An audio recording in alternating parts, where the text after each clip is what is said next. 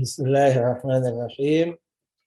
Alhamdulillahirabbil alamin wa sallallahu ala sayyidina Muhammadin wa ahli baitihi at-tayyibin at-tahirin wal a'immatil اللهم صل على محمد muhtadin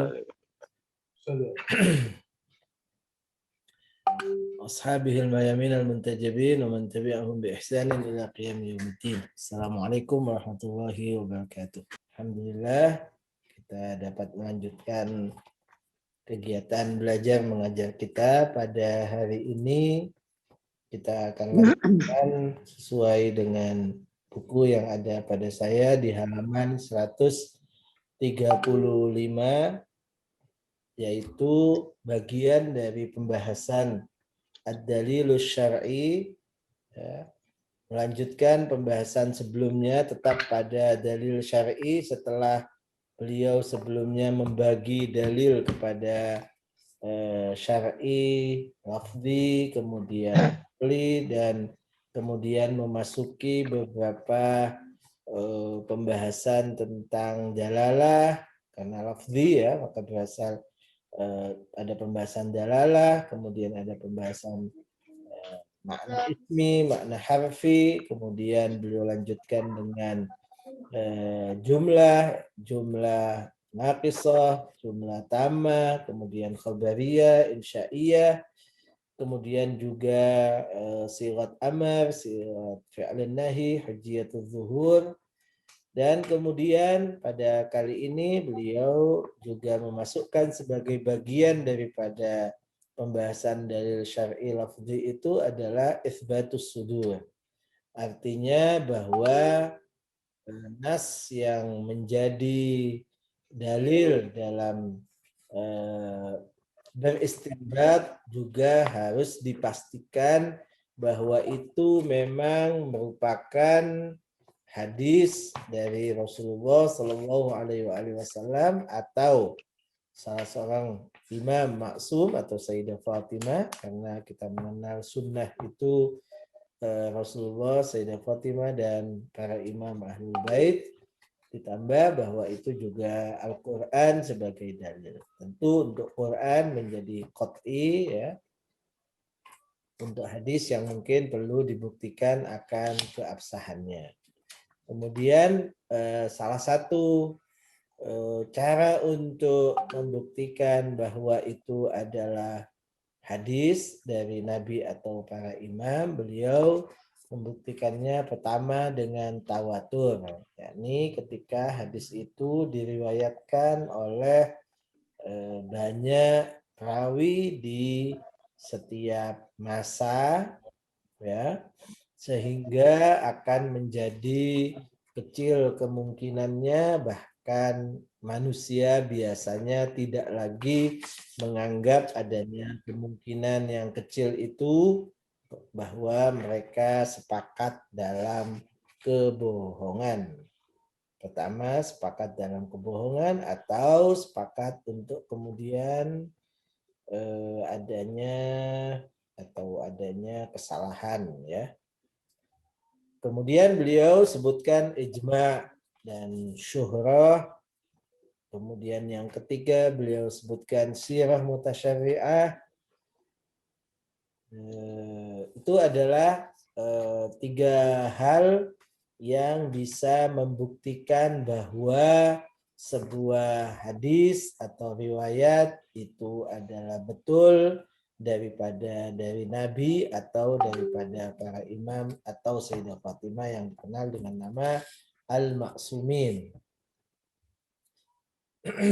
Isbatus sudur likai na'mala bikalamin biwasfihi dalilan syar'iyyan la budda min itsbati sudurihi minal ma'sum. Sehingga kita bisa mengamalkan sebuah statement kalam sebagai dalil. Itu kepentingan kita adalah bahwa itu sebagai dalil, sehingga kemudian bisa dijadikan sebagai hujjah, sandaran untuk istinbat ahkam syariah. Ketika kita bisa memastikan itu sebagai dalil, baru bisa kita jadikan sebagai hujjah, bisa dijadikan sebagai pegangan dalam istinbat. Dan untuk bisa menjadikan keyakinan ya bahwa itu memang dalil, kita sampai kepada al-qata' bahwa itu adalah dalil, seperti pada pembahasan sebelumnya. Kalau sudah sampai kepada al-qat', maka qata' itu sendiri adalah hujjah. Tidak perlu lagi kepada adanya penopang lain. Tapi kalau tidak sampai kepada al-qat', baru dibutuhkan adanya penopang, pendukung bahwa dia bisa dijadikan sebagai dalil. Di sini beliau mengatakan bahwa wadzalika bi ahadit turuqit taliyah. Dan cara untuk membuktikan bahwa itu memang benar bersumber dari seorang maksum, yaitu dengan salah satu cara berikut. Al-awwal, yang pertama, at-tawatur, yaitu kemutawatiran. Wadzalika bi an yanqulahu adadun kabirun minar ruwati, yaitu ketika sebuah riwayat, sebuah hadis dinukil oleh jumlah yang banyak, jumlah yang besar dari para perawi. Wa kullu khabarin min hadzal adadil kabir yushakkilu ihtimalan lil qadiyah. Dan setiap hadis yang diriwayatkan oleh para perawi yang banyak, perawinya jumlahnya besar, maka dia akan membentuk sebuah kemungkinan. Yang kemungkinannya itu adalah kemungkinan yang kuat untuk sebuah statement atau proposisi atau hadis atau dalil. Memang di sini Said Bakar Sadar punya boleh dikatakan inovasi dalam menetapkan sebuah dalil dalam penetapan mutawatir yang dikenal dengan mantiqul istiqra, yaitu sebuah logika berpikir yang dibangun di atas kemungkinan-kemungkinan. Sebelum Said Bakar Sadar, para ulama biasanya menguatkan atau menopang dalil kemutawatiran dan juga nanti pada ijma dan yang lainnya itu, dan beberapa yang akan kita sebut adalah kembali kepada sebuah katakan premis minor dan premis mayor dalam sebuah qiyas atau silogisme, bahwa kalau sudah banyak itu ya, kalau sudah banyak itu maka istahala atau imtana'a tawatu'uhu 'alal kadzib. Ya, kalau sudah banyak yang meriwayatkan, maka kemungkinannya untuk bohong semua, padahal mereka tidak bisa saling berhubungan satu dengan yang lain, itu adalah mustahil. Kemustahilannya bagaimana? Ya diterima sebagai hukum akli. Tidak bisa atau tidak ada cara, tidak ada dalil untuk kemudian menetapkan, memastikan bahwa itu mustahil. Itu dianggap sebagai hukum akli yang musallam dan selesai. Itu pada katakan para ulama usul sebelum Said Muhammad Baqir Sadar. Said Muhammad Baqir Sadar menerima itu sebagai apa yang diterima oleh para ulama sebelumnya, tapi beliau menambahkan. Karena bisa saja ada yang kemudian menolak bahwa itu dianggap sebagai dalil yang lemah atau bahkan tidak ada dalilnya untuk menerima kemutawatiran dengan berdasarkan kepada sebuah kaidah yang diklaim sebagai kaidah akliyah, bahwa mustahil kesepakatan orang banyak kepada kebohongan misalnya. Said Bakar Sadar menggunakan apa yang disebut dengan tarakumul ihtimalat, adanya kemungkinan-kemungkinan yang semakin menumpuk dan semakin banyak sehingga kemungkinan sebaliknya adalah menjadi kecil. Kemungkinan benarnya semakin besar, sehingga kemungkinan kebalikannya, salahnya, bohongnya adalah semakin kecil. Itu yang dalam istilah kemudian disebut dengan al-mantiqul istiqra'i. Beliau nulis buku khusus untuk itu, tentang buku yang menyebutkan tentang apa yang disebut dengan mantiqul istiqra'. Pada intinya bahwa setiap kita, beliau nanti juga akan jelaskan bahwa setiap kita ketika mendengar sebuah berita, berita apapun, misalnya dari satu orang, maka kita akan memberi kemungkinan, misalnya benarnya adalah 1%. Disampaikan oleh si A, fulan yang kita kenal, misalnya, dia orangnya bisa dipercaya, tapi mungkin salahnya kan ada. Tetap saja bahwa walaupun dia bisa dipercaya, bisa saja salah mendengar, salah paham, atau mungkin juga bohong, sesekali dia akan kemudian bohong, ya oke. Kita kasih kemungkinan benarnya 1%. Artinya kemungkinan salahnya, kemungkinan bohongnya, kemungkinan yang lainnya adalah 99%. Maka itu kalau didengar dari satu orang. Kalau ada si B juga menyampaikan hal yang sama, tentu tanpa ada hubungan antara si A dengan si B, dia berada di tempat lain tapi dia menyampaikan hal yang sama tanpa ada kepentingan, tanpa ada kesepakatan dan seterusnya, maka tentu di sini akan bertambah kemungkinan benarnya. Yang tadi misalnya kita nilai 1%, di sini pasti akan bertambah. Kemungkinan benarnya mungkin jadi 5% atau jadi 10% ketika misalnya sudah diriwayatkan atau kita mendengarnya dari dua orang. Kemungkinan salahnya akan lebih kecil, jadi kemungkinan salahnya menjadi 90%, sementara kemungkinan benarnya naik jadi 10%. Kalau kita mendengarnya dari 3 orang, maka tentu kemungkinan benarnya akan bertambah lagi, mungkin 15 atau 20. Artinya kemungkinan salahnya akan semakin kecil. Terus itu akan bertambah ketika ada yang menyampaikan lebih lagi, 4 orang, 5 orang, 6 orang, 7, 10 orang, maka tentu ini kemungkinan benarnya akan semakin meningkat sampai mungkin 90% atau lebih daripada 90% kemungkinan benar. Tapi kemungkinan salahnya tetap ada, tapi kemungkinannya menjadi kecil, mungkin hanya 10% atau kurang dari 10%, misalnya 5, 6, atau sedikit dari itu.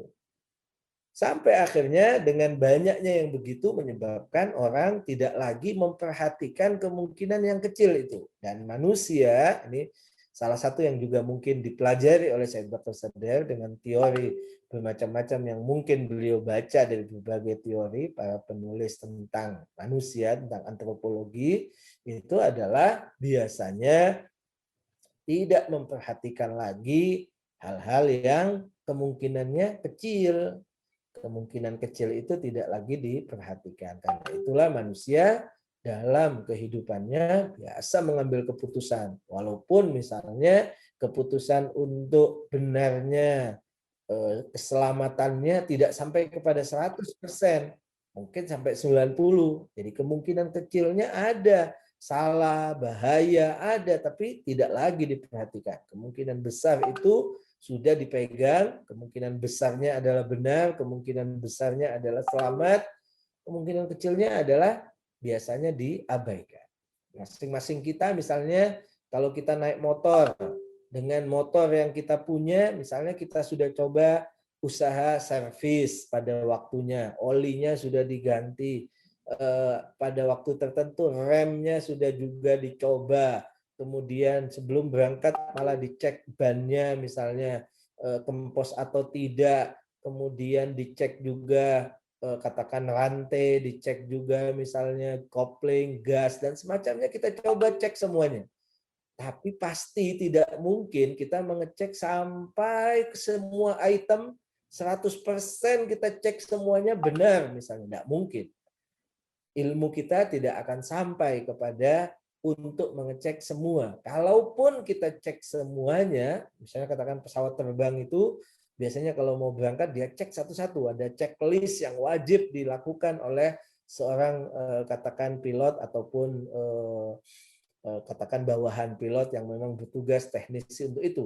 Tapi tetap saja bahwa apa yang ada pada dia itu adalah sesuatu yang mungkin untuk bisa dijangkau dengan pengetahuannya.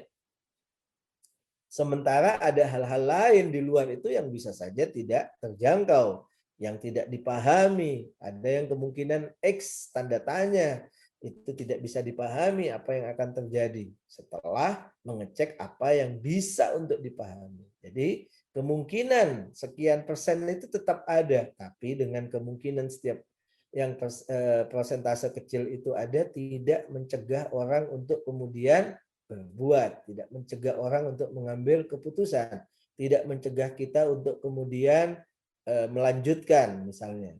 Tapi tetap kita anggap yang kecil itu nggak ada atau kita abaikan karena kemungkinannya adalah kecil. Begitu juga beliau terapkan hal itu dalam hal ini yang kita sebut dengan tawatur, begitu juga ijma, syuhrah, dan bahkan siratul mutasyabi'ah. Walaupun pada siratul mutasyabi'ah itu diperlukan adanya ibda, diperlukan adanya persetujuan daripada al-maksum, memang menyetujui apa yang sudah dilakukan oleh orang-orang yang ada di sekitar imam maksum atau nabi. Tapi pada tawatur beliau menggunakan itu sebagai dalil, begitu juga pada ijma.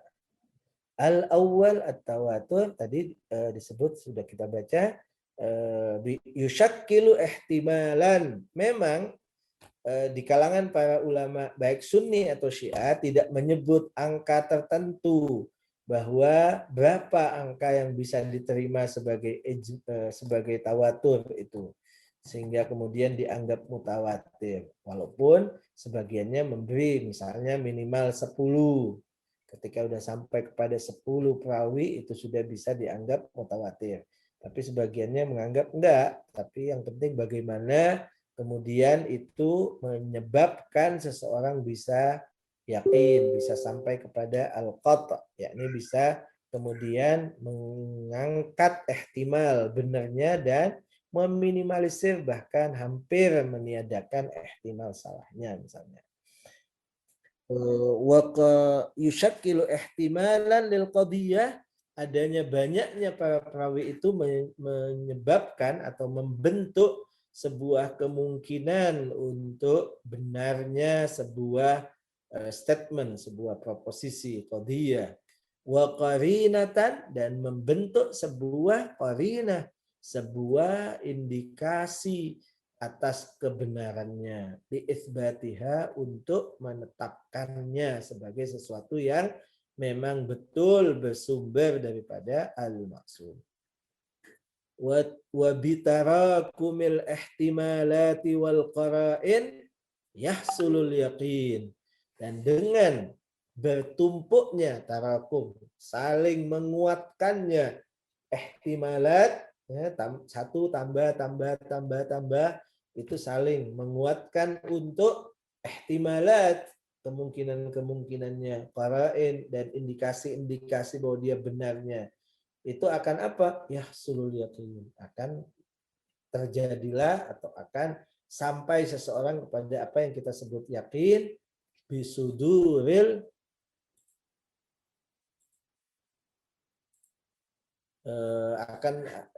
akan sampai kepada tingkat yakin bisuduril kalam, bahwa memang kalam itu, statement itu benar daripada al-maksum. Oke, kalau sudah sampai di situ, dari mana kita bisa bilang bahwa kemudian ini adalah hujjah? Tidak perlu kepada dalil lain, karena al-qata', karena al-yaqin, karena al-ilm dengan sendirinya adalah hujjah. Wa hujjiyatut tawatur qa'imatun ala asasi ifadatihi lil ilm, dan kehujjahan hadis yang mutawatir itu adalah berdiri di atas prinsip bahwa dia menghasilkan sebuah keyakinan. Wala tahtaju hujjiyatuhu ila ja'lin wa ta'abbudin syar'iyyin, dan tidak perlu lagi untuk menetapkan kehujjahannya itu pada ja'al, kepada penetapan daripada syariat. Tidak perlu lagi katakan ada ayat atau hadis yang mengatakan bahwa hadis yang mutawatir itu hujjah, maka bisa untuk dipegang, tidak perlu. Tapi cukup bahwa kemudian tawatur itu menghasilkan yakin, menghasilkan ilm, menghasilkan qat', sehingga kemudian dia dengan sendirinya adalah dalil, dia dengan sendirinya adalah hujjah. Tidak perlu kepada ja'lin, penetapan, wa ta'abbudin, perintah ta'abbud, perintah ketaatan daripada maula, daripada Allah Subhanahu wa taala syar'i.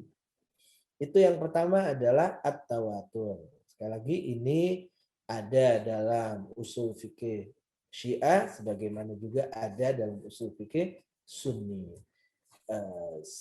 Yang dilakukan oleh Syed Baqir Shadiq adalah menambah sebuah dalil, sebuah pembuktian atau cara berargumentasi untuk sehingga kemudian lebih meyakinkan dari sekedar apa yang disampaikan oleh para ulama sebelumnya baik Sunni atau Syiah, bahwa biasanya mereka berdalil bahwa tawatur itu ya adalah mustahil untuk orang tawatu'uhum 'alal kadzib, yakni sepakat untuk bohong. Itu biasanya dianggap sebagai dalil akli yang tidak lagi dipertentangkan atau itu diterima begitu saja sebagai dalil akli, dan dengan dalil akli itulah menghasilkan yakin, dan dengan yakin itulah maka sudah menjadi hujjah.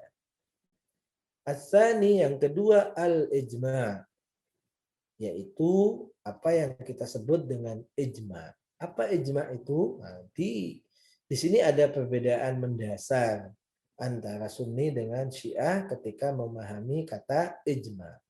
Ijma' dalam Sunni adalah masdar, adalah sumber hukum, adalah referensi. Jadi kalau kita ditanya di Sunni itu apa saja dalil syar'i, apa saja referensi untuk bisa membuktikan atau bisa bersandar dengannya untuk istinbat hukum syar'i, maka akan disebut pertama Al-Quran. Sepakat kita dengan Sunni bahwa Al-Quran adalah sumber hukum, masdar hukum. Yang kedua adalah As-Sunnah, yaitu sabda Nabi, perbuatan Nabi, dan kemudian ketetapan Nabi, diamnya Nabi. Ketika ada orang yang melakukan sesuatu di hadapan Nabi, itu namanya sunnah. Jadi diamnya Nabi, perkataan Nabi, sabda Nabi, dan juga pekerjaan Nabi, itu disebut sunnah. Di sini ada kesepakatan kita sebagai Syiah dengan Ahlus Sunnah. Tapi ada tambahan kemudian yang tidak disepakati antara Sunni dan Syiah adalah ketika sunnah itu tidak hanya sabda, perbuatan, dan ketetapan Nabi. Dalam Syiah juga disebut sunnah, yang juga bisa menjadi dalil, bisa menjadi masdar, adalah sabda, perbuatan, dan ketetapan Sayyidah Fatimah ditambah dengan 12 imam Ahlul Bait alaihimussalam. Sehingga dengan kata lain, sunnah itu artinya adalah qaulul maksum, perkataan atau sabda seorang maksum, dan seorang maksum yang terverifikasi sesuai dengan ayat Quran ataupun hadis Nabi ada 14. Itu Nabi ditambah Sayyidah Fatimah ditambah 12 para imam maksum. Sabda mereka, perbuatan mereka, dan takrir atau ketetapan mereka. Itu juga disebut sunnah. Yang ketiga, orang Sunni akan menjawab bahwa masdar yang ketiga, sumber hukum yang ketiga adalah ijma'. Artinya apa ijma'? Artinya kesepakatan para ulama di setiap masa untuk menetapkan hukum terhadap sebuah masalah tertentu yang tidak ada di dalam sunnah dan tidak ada juga di dalam Al-Quran. Jadi ketika tidak ada dalam Al-Quran dan sunnah, maka ulama akan bersepakat untuk kemudian menetapkan sebuah hukum terhadap satu masalah tertentu. Itu dalam teori, walaupun dalam praktek mungkin kita tidak akan pernah menemukan kapan ijma itu terjadi. Sebagian mengklaim ijma itu terjadi misalnya pada pengangkatan Khalifah Abu Bakar menjadi khalifah setelah Rasulullah. Dianggap ijma semua muslimin, muhajirin dan ansar menyepakati. Tapi tentu ini tidaklah benar karena masih banyak yang protes saat itu, termasuk Imam Ali juga protes, Sayyidah Fatimah juga protes, beberapa sahabat yang lain juga protes, bahkan ada yang kemudian menurut sebagian terbunuh gara-gara menolak adanya kesepakatan tersebut. Jadi dalam hal lain, apalagi setelah Rasulullah wafat saja saat itu tidak terbentuk ijma, apalagi kemudian pada masa-masa berikutnya kemungkinan hanya klaim saja yang bisa atau ada kita bisa baca dalam buku-buku usul fikih atau fikih bahwa itu dianggap sebagai ijma, tapi tidak pernah atau tidak akan sulit, kemudian akan sulit kita mau menemukan bahwa benar-benar ulama sepakat untuk menetapkan sebuah masalah. Sementara dalam Syiah, ijma bukanlah sumber hukum, tapi ijma itu adalah metode untuk menetapkan adanya sunnah dari Nabi atau daripada Sayyidah Fatimah atau para imam maksum. Jadi kembalinya ijma itu adalah sunnah, bukan ijma sebagai hukum. Tapi ijma itu adalah sunnah yang bisa kita tetapkan caranya dengan cara ijma. Kalau tadi cara pertama sunnah itu adalah dengan cara tawatur, yakni ketika diriwayatkan memang oleh banyak orang. Apa yang diriwayatkan? Hadis berupa lafaz. Ada hadisnya yang menyebutkan bahwa misalnya la yaqbalullahu salatan illa bitahur. Allah tidak menerima salat kecuali dengan dalam keadaan suci misalnya. Itu ada hadis ya. Begitu ada teksnya.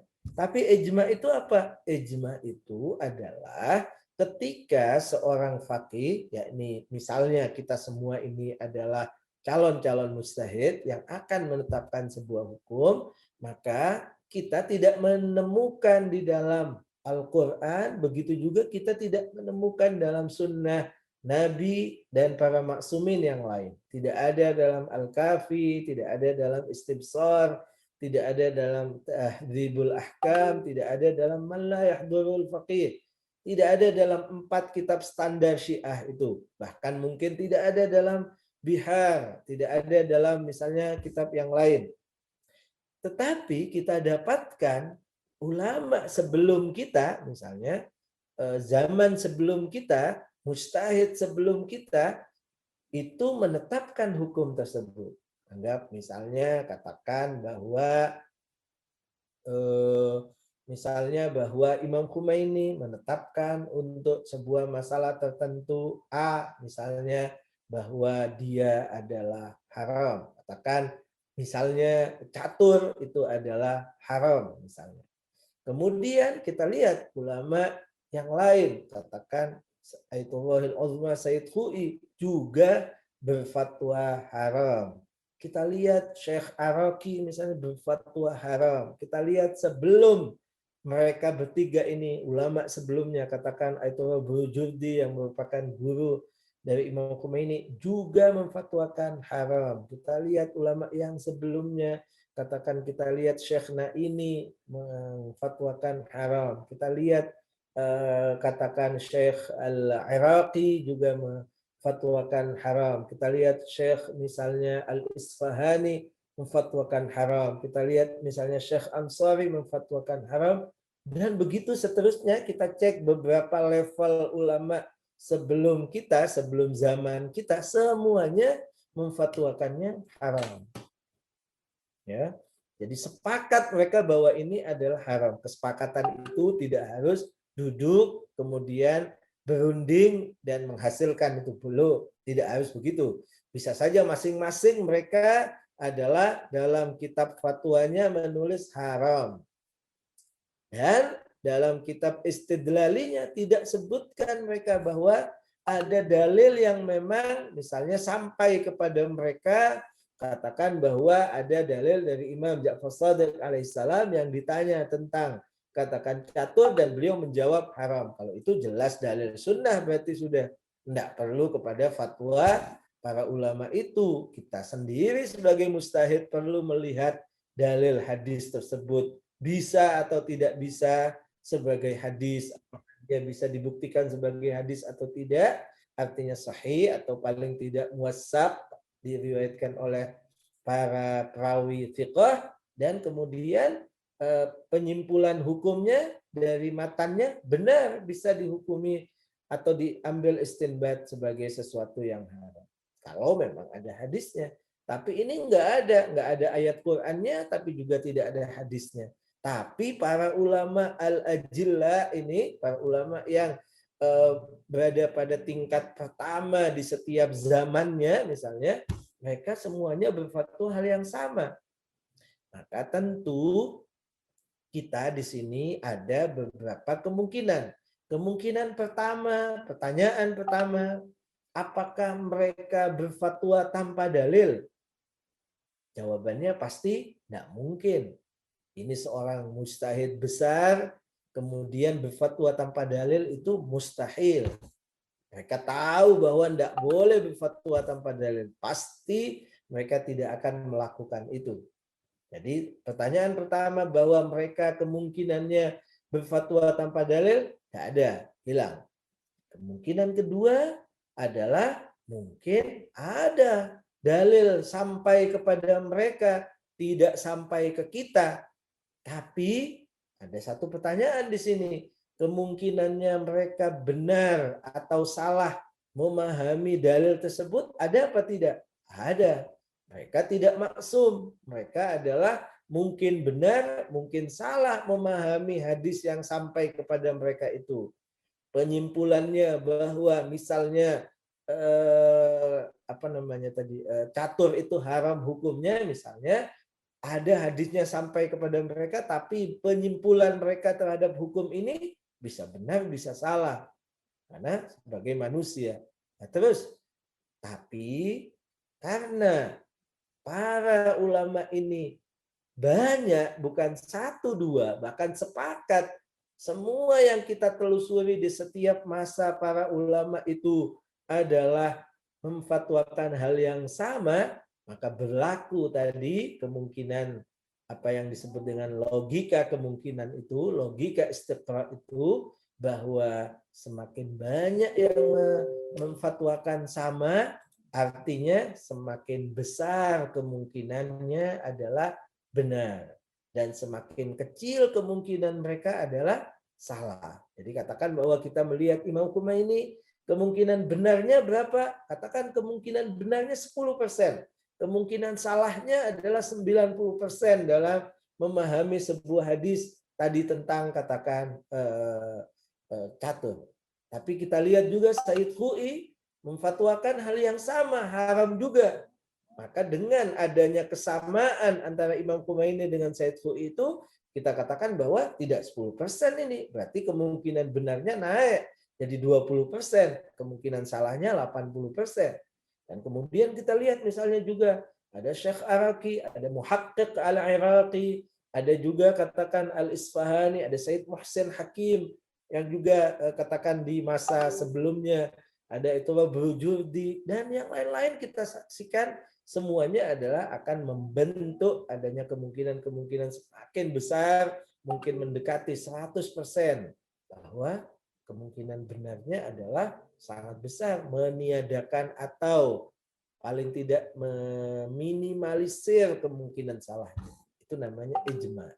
Jadi kita sebagai mujtahid bisa bersandar kepada kesepakatan mereka, bukan sebagai kesepakatan, tapi akan memunculkan dalam diri kita sebuah keyakinan bahwa pasti ada hadisnya ini yang sampai ke mereka, tapi tidak sampai ke kita. Ada dalilnya yang sampai kepada mereka, tapi tidak sampai ke kita, sehingga kita tidak bisa membacanya dan menilainya serta istinbat langsung. Dan kemungkinan salahnya adalah kecil, sehingga bisa kemudian bersandar bahwa di sini ada dalil, ada sunnah yang sampai ke mereka, tidak sampai ke kita. Jadi ijma itu di dalam mazhab Ahlul Bait adalah metode untuk menetapkan sunnah. Ada metode yang lafzi seperti tawatur itu, lafadznya jelas, tapi ada yang tidak lafzi, dengan kata lain sukuti, dengan kata lain ghairu lafzi, bahwa tidak ada lafadz hadis, teks hadis yang sampai kepada kita, tetapi kita yakini bahwa ada teks hadis yang sampai kepada mereka, yaitu para mujmi'in, itu para mereka yang menerima atau sama fatwanya di sepanjang masa. Itu ijma. Yang kedua, syuhra. Hampir sama dengan ijma, tetapi kalau syuhra artinya adalah mayoritas. Yakni tidak 100% semua para mujtahid sebelum kita, dari katakan Imam Khomeini sampai kepada misalnya Syekh Mufid di zamannya sebelum masa ghaibah sughra misalnya, itu semuanya sepakat, tidak ada yang ikhtilaf misalnya, tidak ada yang punya fatwa berbeda. Itu namanya ijma. Tapi kemungkinan ada satu dua yang punya fatwa bertentangan, sehingga tidak bisa lagi disebut ijma, hanya bisa disebut syuhra, yakni mayoritas para ulama adalah berfatwa sama, walaupun ada satu dua yang beda, tapi itu hanya satu dua yang beda. Wa tawdihu dzalik, dan penjelasan hal itu, anna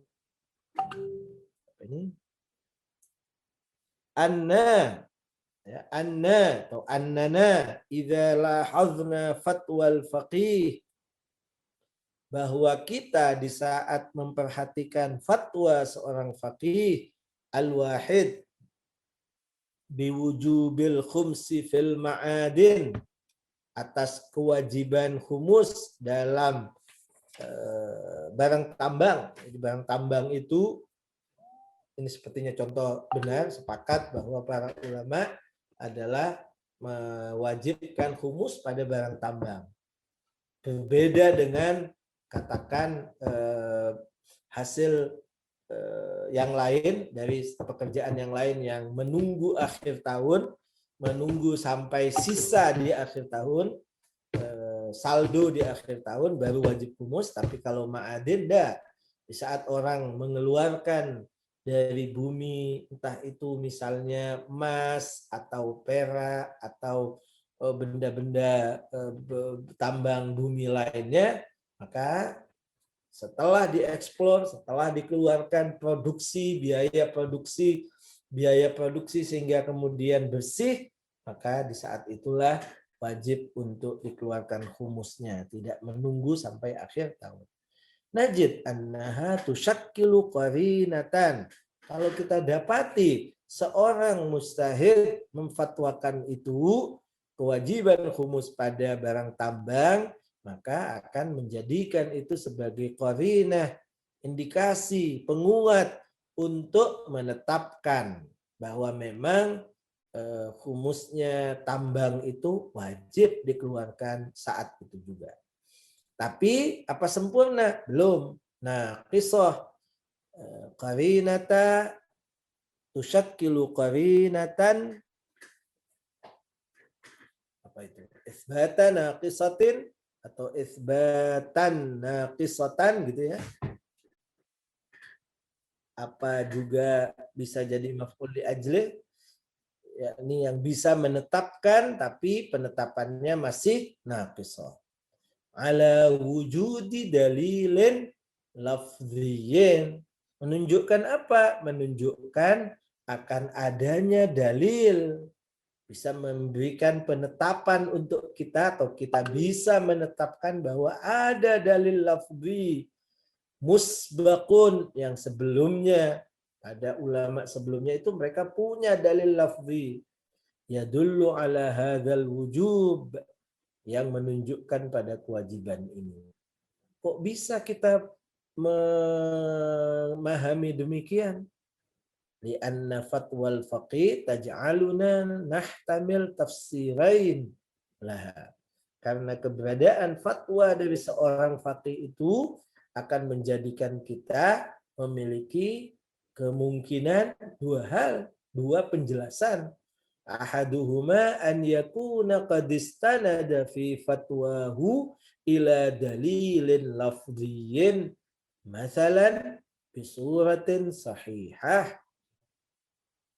Yang pertama adalah kita memberi kemungkinan bahwa dia telah bersandar dalam fatwanya itu kepada dalil lafzi misalnya, dan dengan cara yang benar. Bahwa dia tidak bersandar kepada dalil, tidak mungkin. Mustahil seorang marja, seorang mustahid akan berfatwa tanpa dalil. Tapi ada kemungkinan benar dong, ada kemungkinan juga salah. Wal akharu an yakuna mukhtian fi fatwahu. Ya, kemungkinan yang kedua itu bahwa dia salah dalam memahami hadis tersebut, sehingga kemudian keluar fatwa dan fatwanya salah. Wa ma dumna nahtamilu fiha hadzaini tafsiraini ma'an. Dan selama kita memberikan kemungkinan terhadap kedua kemungkinan ini bersama-sama, ya, yakni bahwa pasti ada dalilnya, yang kedua ada kemungkinan dalilnya benar dan kemungkinan salah. Atau yang dimaksud dengan dua ini adalah pada kemungkinan benar dan kemungkinan salah. Fahiya qarinatu itsbatin naqisin. Maka dia menjadi penjelas, penentu, indikasi bahwa bisa membuktikan, tetapi pembuktiannya masih tidak sempurna, naqis. Fa idza adafna ilaiha fatwa faqihin akhar. Tapi kalau kita tambahkan dengan fatwa ulama yang lain, faqih yang lain,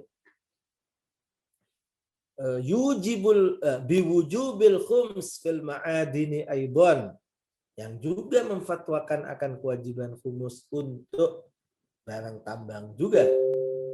Kabura ihtimalu wujudi dalilin lafziyin yadullu alal hukmi, maka akan semakin besar kemungkinan adanya dalil lafzi yang memang menunjukkan pada hukum tersebut.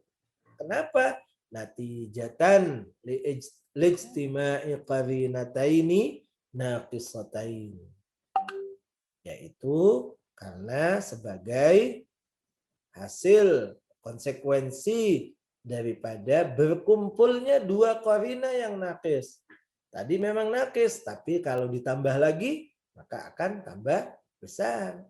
Wa hina yandammu ilal faqihaini, ketika ditambahkan lagi dengan adanya faqihun salisun, adanya faqih yang ketiga setelah dua tadi,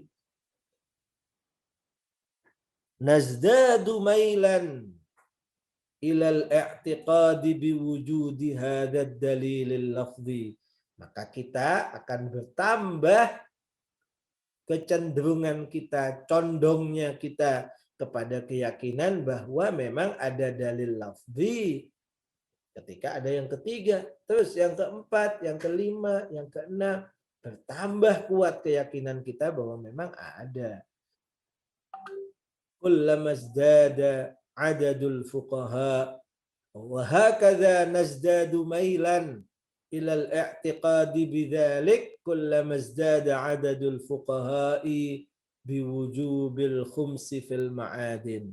Dan begitu seterusnya akan bertambah condongnya kita untuk meyakini akan keberadaan dalil lafzi setiap bertambah jumlah para faqih yang mengatakan wajibnya khumus pada barang tambang.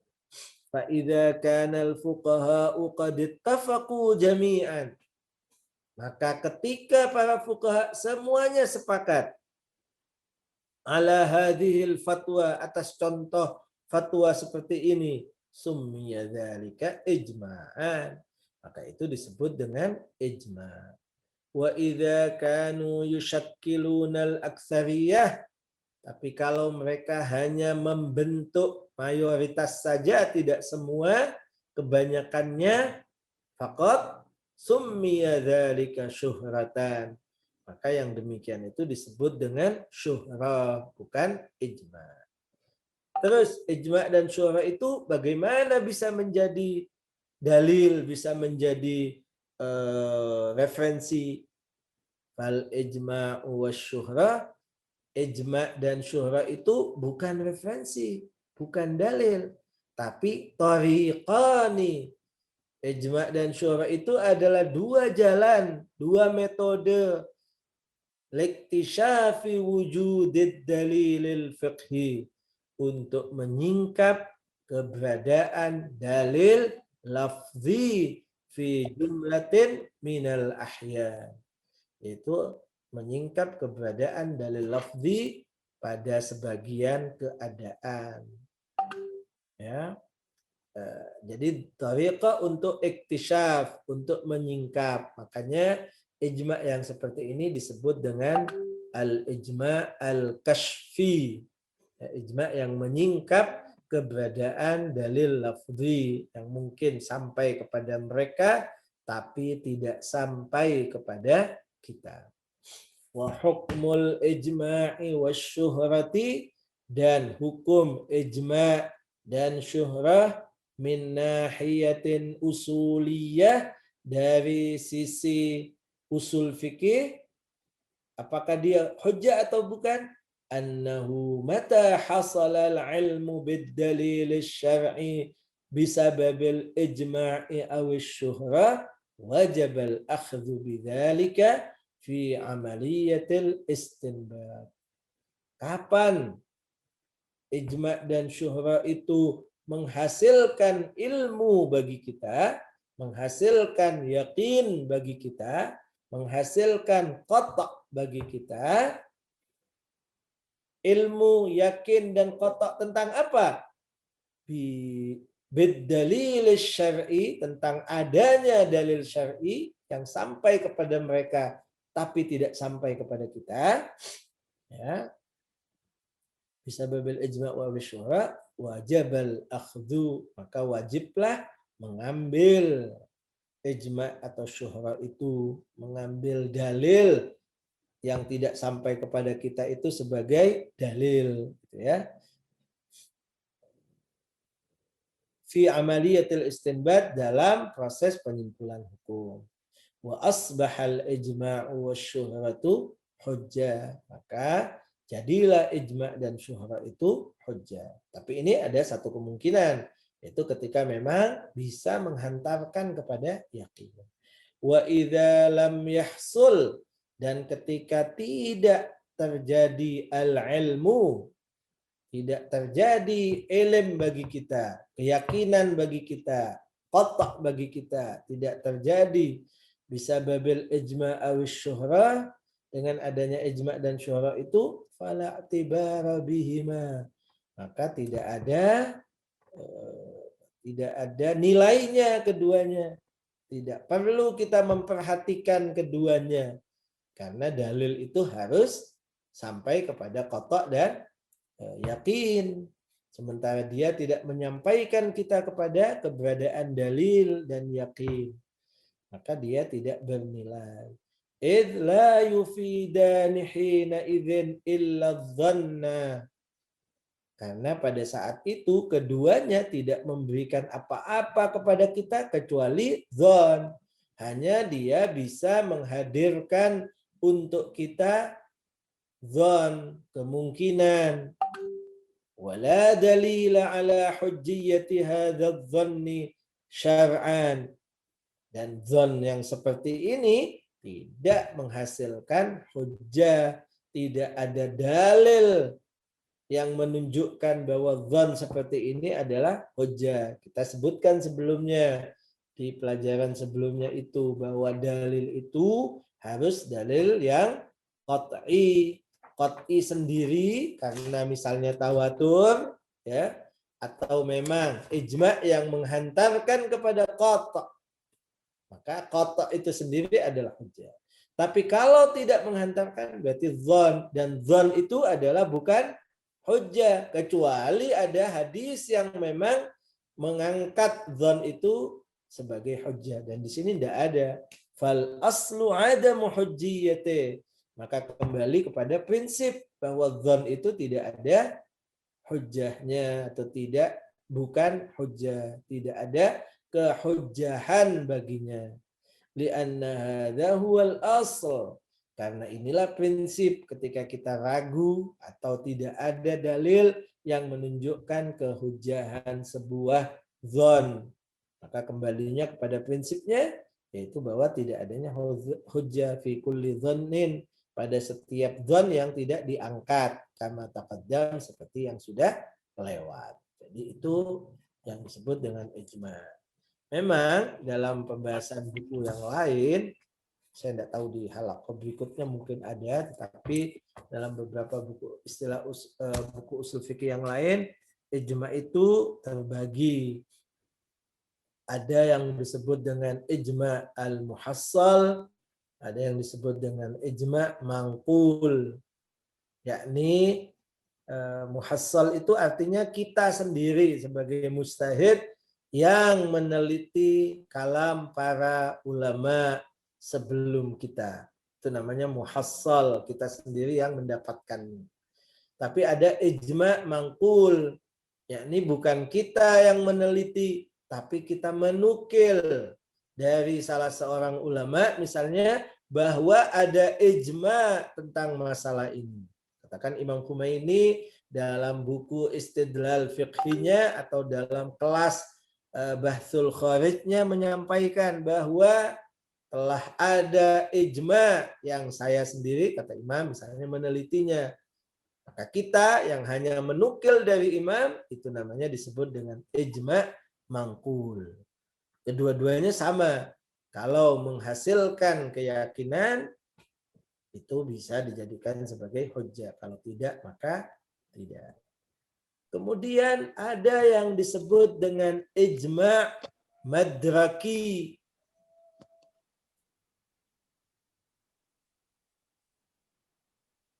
Dan ada yang disebut dengan ijma muhtamalul madrak. Dan yang ketiga adalah ghairu madraki.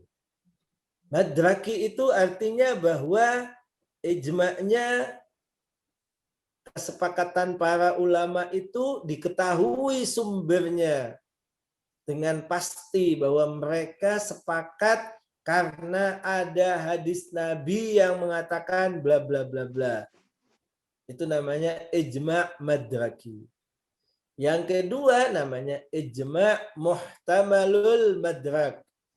Ijma' yang dimungkinkan sumbernya itu adalah hadis Nabi bla bla bla bla. Jadi ada yang kita dapatkan hadis yang kemungkinan para ulama yang sepakat ini karena keberadaan hadis ini. Walaupun mereka tidak menyebutkan. Tapi kita ketika mencari dalam hadis menemukan hal yang hampir sama atau sama dengan fatwa mereka. Karena itu kita sebut bahwa ini ijma'nya, kesepakatan mereka muhtamalul madrak.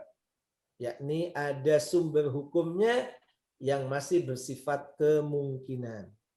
Kemudian yang ketiga adalah ghairu madraki, yakni tidak ada sumber hukum hadis lafzi yang bisa kita pahami daripada fatwa mereka, tidak sampai kepada kita hadis ataupun dalil lafzinya yang sampai kepada kita, yang sampai kepada mereka tapi tidak sampai kepada mereka, sehingga berarti tidak ada madraknya, tidak ada sumber di kita yang bisa kita katakan bahwa ini penyebab mereka ijma. Kira-kira di antara yang tiga ini mana yang lebih kuat untuk sebagai ijma? Ya, jadi justru terbalik.